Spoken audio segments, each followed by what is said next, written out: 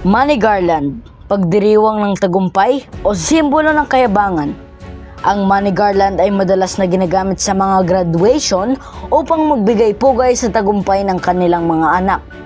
Bagamat maganda ang layunin nitong magpasaya at magbigay suporta, hindi may iwasang may mga aspeto ito na maaaring magdulot ng negatibong epekto sa ibang pamilya. Sa kabila ng simbolikong kahalagahan nito, mahalagang pag-isipan kung ang ganitong paraan ng pagbibigay ay praktikal o nagdudulot lamang ng hindi magandang epekto sa iba at sa pamilya. May ilang magulang na maaaring mapilitang mangutang upang makasabay sa pagbibigay ng money garland, lalo na kung nakikita nila ito bilang paraan ng pagpapakita ng tagumpay o di kaya pagmamataas sa ibang magulang. Ito ay nagdudulot ng hindi kinakailangang gastusin at maaaring dagdag ng stress sa pamilya.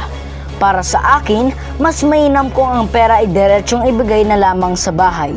Bukod sa mas praktikal, mas matitiyak pa ang kaligtasan ng pamilya dahil hindi na kailangang magdala ng malaking halaga sa pampublikong lugar.